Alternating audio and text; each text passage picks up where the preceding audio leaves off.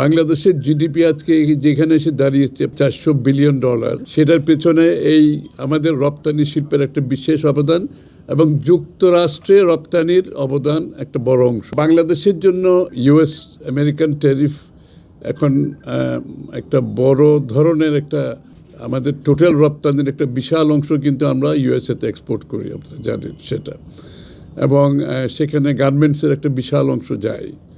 তো সুতরাং এর সাথে জড়িত প্রায় ইউএস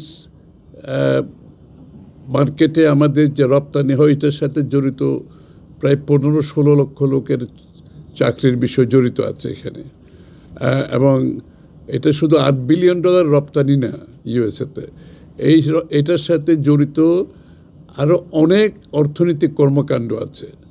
কারণ এই গার্মেন্টস সেক্টরকে যারা সাপ্লাই করে তারা কিন্তু আরও অনেক বিশাল মিল ফ্যাক্টরি ছাড়াও তারপর বিভিন্ন ধরনের লোক এখানে জড়িত আছে। সুতরাং সব কিছু মিলিয়ে এটা $8 বিলিয়ন রপ্তানি ধরলে হবে না, এটাকে আসলে অনেক বড় অংশ। এবং বাংলাদেশের জিডিপি আজকে যেখানে এসে দাঁড়িয়েছে প্রায় $400 বিলিয়ন, সেটার পেছনে এই আমাদের রপ্তানি শিল্পের একটা বিশেষ অবদান এবং যুক্তরাষ্ট্রে রপ্তানির অবদান একটা বড় অংশ কিন্তু এখানে, এটা আমাদের মাথায় রাখতে হবে। শুধুমাত্র $8 বিলিয়ন রপ্তানি ক্ষতিগ্রস্ত হবে না, 15 লক্ষ লোকের চাকরি যাবে না, আর চাকরি 15 লক্ষের বাইরে গার্মেন্টস শিল্পের সাথে প্রত্যেকটা পরিবারের এখানে দৈনন্দিন জীবনযাপনের বিষয়টা রয়ে গেছে।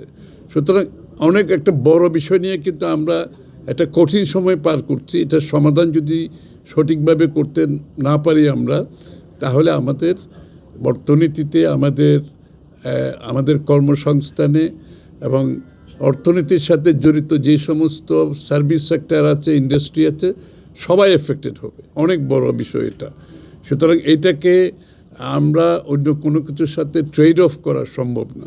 আজকে ইন্ডাস্ট্রির সাথে কথা বলেছি, বিশেষ করে রপ্তানিকারক বড় বড় শিল্পগুলো যারা জড়িত আছে তাদের সাথে কোনো বিজনেস লিডারদের সাথে কথা বলেছি, তাদের মতামত শুনেছি এবং তারা সবাই মনে করছে আমাদের এই নেগোসিয়েশনটাকে শক্তিশালী করতে হবে এবং সকলের মতামতের পরিপ্রেক্ষিতে এখানে ধরেন অনেকগুলো বিষয় আছে। এটা তো ইন্ডাস্ট্রির একটা বিষয় আছে, গার্মেন্টস সেক্টর একটা বড় বিষয়, সার্বিক ইন্ডাস্ট্রি একটা বিষয় আছে, এমপ্লয়ার্স অ্যাসোসিয়েশন ওদের একটা বিষয় আছে, এখানে নিরাপত্তার বিষয়েও জড়িত। এই ট্যারিফের সাথে কিন্তু এটা নিরাপত্তাজনিত কিছু বিষয় চলে আসছে।